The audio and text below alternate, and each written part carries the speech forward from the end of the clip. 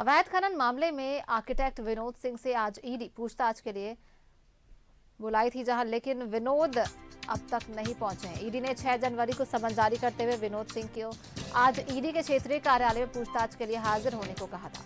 आपको बता दें कि ईडी की छापेमारी में विनोद सिंह के रातू रोड आवास से 25 लाख रुपए कैश और 25 लाख रुपए कैश और निवेश से संबंधित कुछ कागजात मिले थे। इतना ही नहीं, ईडी के अधिकारियों ने विनोद कुमार सिंह से रोसपा टावर स्थित कार्यालय को भी सील किया था।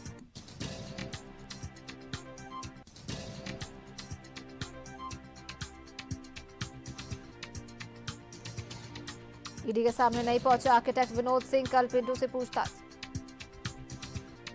विनोद के आवास से 25 लाख रुपए कैश बरामद किए गए थे, वहीं निवेश के संबंधित कुछ कागजात भी बरामद हुए थे। विनोद कुमार सिंह के रोसपा टावर स्थित कार्यालय को भी सील किया गया है। अवैध खनन मामले में आर्किटेक्ट विनोद सिंह से आज ईडी पूछताछ करने वाली थी, लेकिन अब तक ईडी कार्यालय नहीं पहुंचे विनोद कुमार सिंह।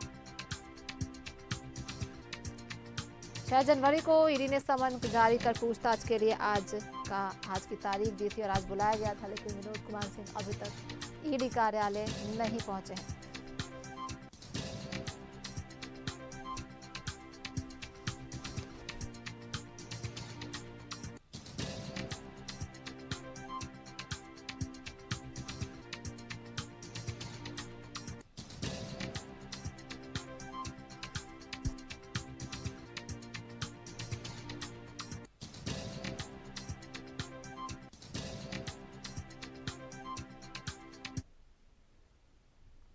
और इमरान हमारे सहयोगी हमारे साथ बने में सीधे उनका रुख करेंगे। इमरान, देखिए 6 जनवरी को ही समन जारी कर आज विनोद कुमार सिंह को पूछताछ के लिए ईडी ने बुलाया था, लेकिन अभी तक उनका कोई अता पता नहीं है, वो ईडी कार्यालय नहीं पहुंचे हैं। क्या अपडेट है इस पे?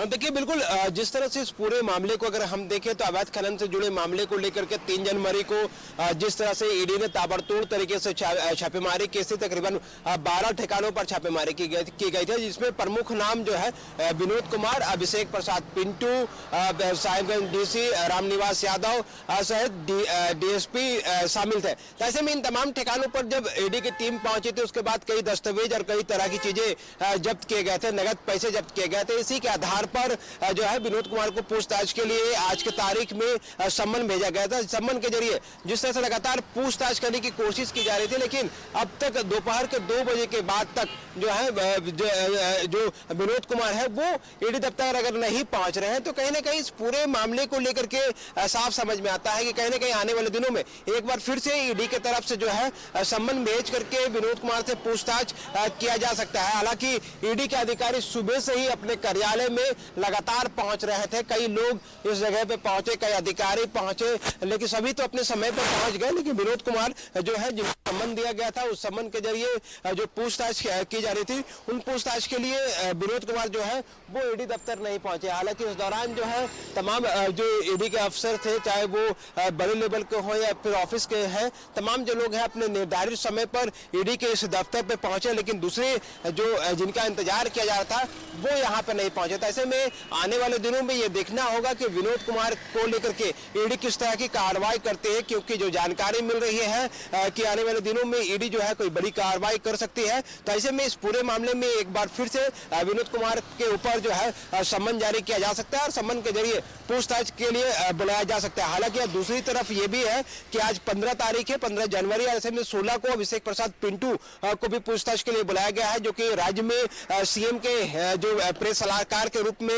नियुक्त किए गए हैं। तो ऐसे में उनके भी आने पर जो है अब सस्पेंस बरकरार हो गया, क्योंकि गाइडलाइन सरकार की तरफ से एसओपी जारी किए गए हैं। जो सरकारी पद में पदस्थापित जो पदाधिकारी कर्मी हैं, वो जो है सरकार से इजाजत लेने के बाद ही जो है ईडी के समक्ष जो है उनके सम्मन को जवाब में देंगे। उनके साथ साथ सीएम हेमंत सोरेन को भी जो सम्मन पिछले दिनों भेजा गया, जो पत्र भेजे गए थे, उसमें टाइमलाइन निर्धारित किए गए थे, 2 से 3 दिनों का जो समय दिया गया था स्थान तारीख निर्धारित करने को लेकर के। तो इस तरह की कई बिंदुवार हैं जो आज की तारीख से इंपॉर्टेंट गतिविधियां दिखाई देती है। तो ऐसे में देखना होगा कि आने वाले दिनों में ईडी की तरफ से क्या कुछ कार्रवाई की जाती है, क्योंकि लगातार इस पूरे मामले में हर एक लोगों से लगातार पूछताछ के लिए एक जो है ईडी के जो अधिकारी हैं वह पूछताछ करना चाह रहे हैं। पिछले दिनों 30 से अधिक लोगों पर जो है वो सम्मन भेजा गया था, जो कि अवैध खनन से जुड़े मामले में ही जो कन्हैया है उनके घर पर जब छापेमारी की गई थी, उस दौरान जो है कई अकाउंट जो है ईडी को मिले थे। उन अकाउंट को खंगालने के लिए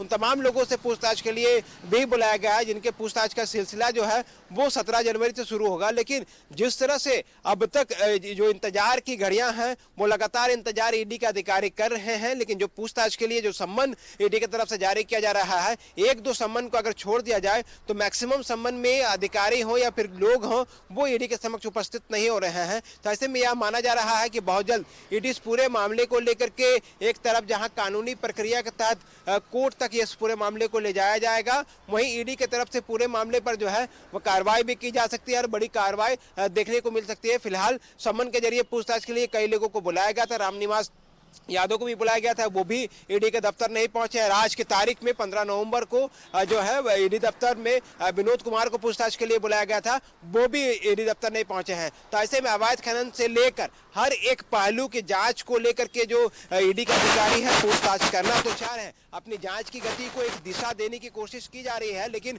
उस दिशा पर कहीं ना कहीं रोड़ा जो बन रहा है, जिनको सम्मन भेजे जा रहे हैं वो सम्मन के जरिए ईडी दफ्तर नहीं पहुंच रहे हैं, जिनसे जांच की गति जो है ना सिर्फ धीमी हो रही है बल्कि जांच भी प्रभावित हो रहा है। तो ऐसे में इस पूरे मामले में अब ईडी की तरफ से क्या कुछ रुख होता है यह देखने वाली बात होगी। ईडी की तरफ से आने वाले दिनों में क्या कुछ कार्रवाई होगी यह देखने वाली बात होगी। और ऐसे में इस पूरे मामले में बैक टू बैक कई सम्मन जो है आने वाले दिनों में कई लोगों को दिए गए हैं, कुछ लोगों को दिए जाने हैं। तो ऐसे में उन लोगों तक किस तरह से ईडी पहुंचती है जी बिल्कुल। तो अब देखने वाली बात होगी कि आगे ईडी इस पे क्या कार्रवाई करती है, आगे इस पे क्या कदम उठाती है। बहुत बहुत धन्यवाद इमरान आपका तमाम जानकारी के लिए।